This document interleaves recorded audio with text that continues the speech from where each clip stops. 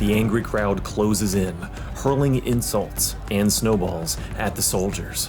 An officer shouts at the crowd, ordering them to disperse, but the crowd only gets closer. These British grenadiers are backed into a corner, frozen in a stalemate with the American mob. Many moments in history are decided by a coin flip, 100 coin flips, or 1,000, 1,000,000. There are two sides to every coin. On one side, it's a cold-blooded massacre. On the other, it's a desperate last stand. Is it a protest or a riot? An emotional reflex or a coordinated attack? So what's your call? Heads or tails? Because the story you see is whichever side comes up. Britannica is on the verge of ruin. After a devastating war with other European powers, the British Empire drowns in debt. Desperate for more revenue to right the ship, Britain's Parliament passes a series of laws known as the Townshend Acts, which introduce new taxes and regulations aimed at the British colonies of North America. The colonies are hit with tariffs on goods manufactured in Britain and imported to the New World. From Boston to Savannah, businesses and consumers feel the squeeze. In response, the Massachusetts House of Representatives sends a petition to King George III asking for a repeal of the Revenue Act. They also launch a boycott of merchants importing the tariffed goods. As prices rise, so do tensions between the empire and the colonies. And in the colonies themselves, the population splits into two opposing factions. Those faithful to the crown, known as loyalists, and those who favor independence, known as patriots. Newspapers and journalists reporting on the events feel pressured to pick a side. One of my profession here must either be of one party or the other. He cannot please both. Partisan reporting fuels political violence. These are no longer philosophical disagreements. These are clashes between two opposing worldviews, two different versions of reality that cannot exist simultaneously. Boston becomes the main stage for these clashes, with many of the anti-tariff protests aimed at the Customs House. The unrest forces Britain to send several regiments of soldiers to keep the peace. As the troops disembark, they step into a tinderbox. The arrival of the king's troops was exceedingly disgustful to that part of the people who call themselves the Sons of Liberty, have amounted to little less than a forcible opposition, or in the language of the Statute of Treason, levying war against the king. While out on patrol, two soldiers from the 29th Regiment avoid a crowd of angry locals by sheltering in a nearby loyalist home. There, they learn that some of the townspeople are plotting to kill all of the British officers in the city and offer land to the rank-and-file soldiers, effectively bribing them to leave Boston forever. Now it all becomes crystal clear. The British Army is staring down the barrel of an insurrection. But one man's insurrection is another man's resistance. Many of the townspeople push back against the military occupation. The raising or keeping a standing army within the kingdom in time of peace, unless it be with the consent of Parliament, is against law. From the moment troops land in the city, British authorities make it clear how they'll respond to any perceived disloyalty from the locals. The main guard was posted directly opposite to, and not 12 yards from, the State House, with two field pieces pointed at it. The attack of a party of soldiers on some of the magistrates of the town, the firing of a loaded musket in a public street, the frequent wounding of persons by their bayonets and cutlasses. We had no good to expect from such conservators of the peace. But a fight between local workers and British soldiers pushes the city to the brink of anarchy. 3 British soldiers from the 29th Regiment pass by a rope maker on their daily patrol. A worker calls out to one of them asking if he'd be interested in making some extra cash. The soldier says yes. The worker replies, "Then go and clean my shithouse." When the angry soldier rushes the building, another worker trips him. Looking into one of the windows, he said, "By God, I'll have satisfaction!" I speedily knocked up his heels. In a few minutes, the soldiers appeared again, reinforced to the number of 30 or 40, armed with clubs and cutlasses. The soldiers and rope makers fight it out. As the commotion spreads, more and more locals jump into the fray. Finally, the soldiers are called back by an officer. They straggle back to the barracks, bloodied and humiliated. They want payback. I sold several of the barrack people some potatoes and found by their discourse some of the soldiers had returned from a fray near the rope walks, and one in a profane manner swore he would be revenged on them. On the evening of March 5th, a British private stands on guard duty outside the Boston Customs House along with one of his commanding officers. A 13-year-old wigmaker's apprentice calls out to the officer, accusing him of refusing to pay a bill. The officer ignores him, but the private calls out to the boy, ordering him to be more respectful.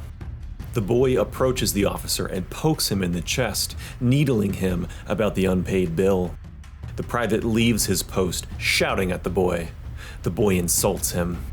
The private strikes him on the side of the head with the butt of his musket. The boy falls to the ground, bleeding and crying. Another passerby who witnessed the altercation argues with the private, attracting a small crowd. The private backs away, up the steps of the customs house, as other townspeople join in, shouting insults and pelting him with snowballs. The private calls for assistance, and a runner speeds off to alert the barracks nearby. While the soldier waits, the crowd grows larger and louder. He loads his musket and strikes the butt against the steps, trying to scare people off. The locals dare him to shoot them. More soldiers arrive to quell the crowd. Soon after the boy left, 10 or 12 soldiers came running up Silsby's alley, crying out, "Where are your sons of liberty?" One of the soldiers came up to me and made several passes at me with drawn sword. I cried, "Fire!" and soon after, the bells rung. Church bells ring nearby, bringing more people into the streets. For many communities of this time, church bells are the most efficient form of mass communication, informing townspeople of special events, calling them to gather, or alerting them of danger. But on this chaotic winter night, no one seems to know what's going on. I heard a bell ring, and asking a few people whom I met the cause of the bells ringing was answered the soldiers had insulted some of the townspeople by the rope walks. William Davies, Sergeant Major to the 14th Regiment, was going towards the north end on a regimental business. He saw in the streets a large body of the inhabitants, some armed with firearms. And as he came near the marketplace, he saw a greater number of people than before, tearing up the butcher's stalls for clubs and swearing they would murder the first officer or soldier they should meet with, and the bells at the same time were ringing. Mr. John Gillespie declares that as he was going to the south end of the town to meet some friends at a public house, the bells rung, which he and his company took to be for fire. But they were told by the landlord of the house that it was to collect the mob. A number of people passed by him with 2 fire engines. They were soon told that there was no fire, but that the people were going to fight the soldiers, upon which they immediately quitted the fire engines and swore they would go to their assistance. The inhabitants had formed and were preparing to execute a design of attacking the soldiers on that evening. All this happened before the soldiers near the custom house fired their muskets. More soldiers arrive at the customs house. They're from the 29th Regiment, the same regiment that fought the rope makers just 3 days earlier.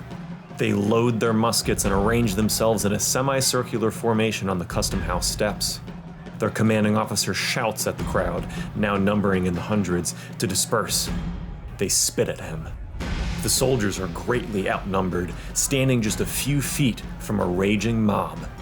The thin line between order and chaos is shaven down to a nearly invisible thread, barely holding on. Until someone throws a chunk of ice at one of the soldiers, knocking him down. He curses the crowd, jumps to his feet, and aims his musket.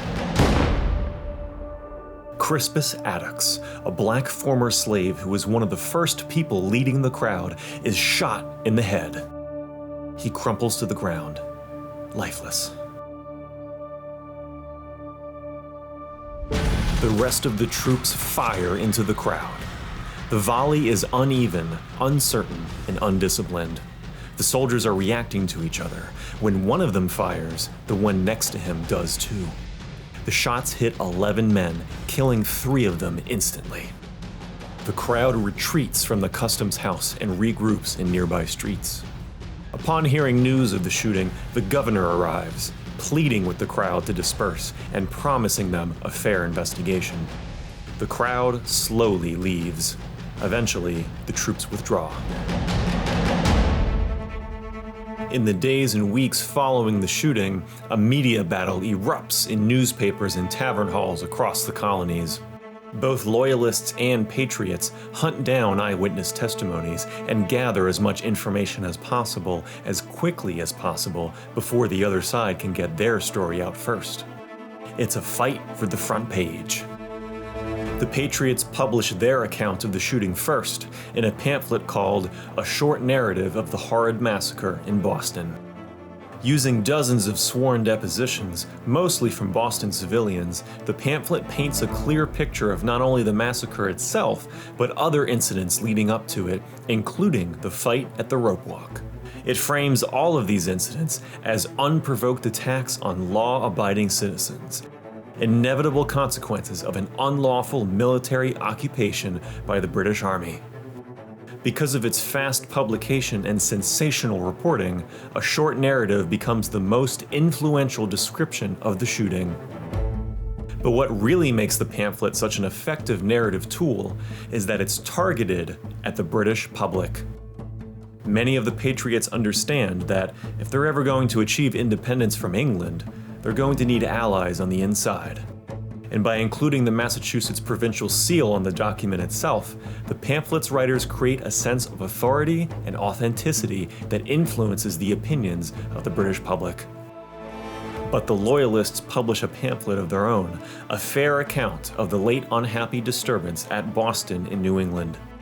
Through dozens of depositions, mostly from British soldiers and officers, the document frames the shooting as a tragic but inevitable reaction to a calculated and malicious campaign waged by Bostonians against the authorities. A fair account blames the colonists for disobeying parliamentary laws by protesting against the Townshend Acts, and accuses them of intimidating and attacking soldiers and customs officials. Such lawless conditions, the pamphlet argues, created fertile ground for reactionary violence. But for many people, especially in the colonies, the Loyalist perspective arrives too late. Public sentiment has already hardened, with many blaming the British for the shooting. And a big reason for that is that a picture is worth 1,000 words. Soon after the incident, an engraving that depicts the shooting spreads across the colonies. For many people, it says more than any pamphlet ever could. The engraving depicts a line of British soldiers firing in unison at a crowd of frightened, unarmed civilians, at the orders of their commanding officer.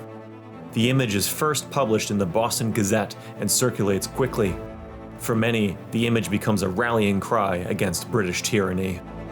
The original sketch is created by Henry Pelham, a painter and cartographer who names it The Fruits of Arbitrary Power. But the sketch is copied and reproduced without permission by Paul Revere, a silversmith and engraver, who renames it as The Bloody Massacre. Revere adds details that do not appear in the original sketch. He adds a rifle barrel firing from one of the windows of the Boston Customs House and a sign on the building that says Butcher's Hall.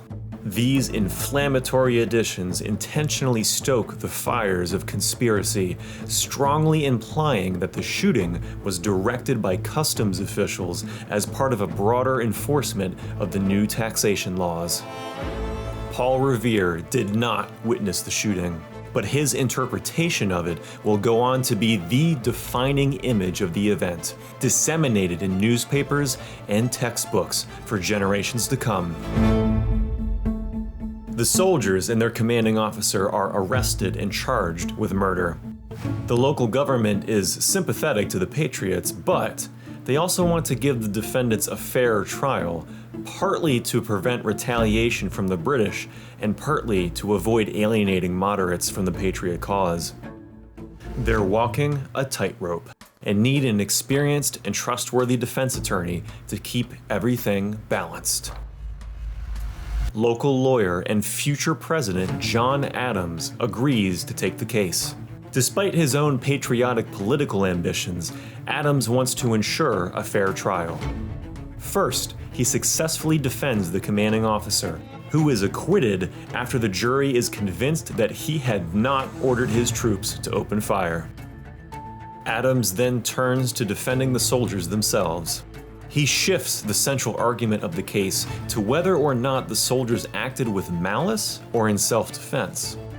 Adams paints the crowd of civilians as lawless bandits threatening the lives of the soldiers. He argues that the soldiers had the legal right to fight back against the mob. At worst, he reasons, they're only guilty of manslaughter. The jury agrees, and after less than 3 hours of deliberation, they acquit 6 of the 8 soldiers. The remaining 2 are found guilty of manslaughter, but avoid prison. For the rest of his life, Adams takes pride in his role in the trial. The part I took in defense of Captain Preston and the soldiers was one of the best pieces of service I ever rendered my country. Judgment of death against those soldiers would have been as foul a stain upon this country as the executions of the Quakers or witches, but it is the strongest proof of the danger of standing armies. The Boston Massacre made the United States of America. The narrative of soldiers remorselessly gunning down peaceful, unarmed civilians has lasted for centuries, forging itself into our collective memory. It was one of the most significant events that turned colonial sentiment against the British Empire. John Adams would later remark that the foundation of American independence was laid on the streets of Boston on March 5, 1770. This event, shaped by competing political interests and memorialized through words and images, shows how truth and myth form seamlessly around highly publicized moments of violence. Both patriots and loyalists quickly recognized the mythical value of the shooting, showing how conflict can be used as kindling for revolution. History doesn't just happen, it's written.